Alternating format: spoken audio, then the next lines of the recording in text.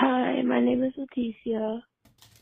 Um, I like to collect trash a lot, and I collect trash everywhere. And I have really dysfunctional relationships, and I love Craigslist. Bye. Voicemail 0143. The best treasures that I've found were the after hours of a flea market. Tissue papers, brown paper bags, corn cobs blowing west as the sun sets on the vendors packing everything up. People leave behind the strangest things. An old box of Magnum condoms, a green elephant statue without his trunk, boxes of used clothes, broken toys, and unsold goods.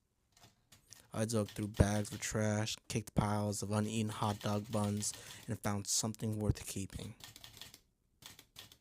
Look for gold when the flea markets are closing. Thanks for calling. Take care.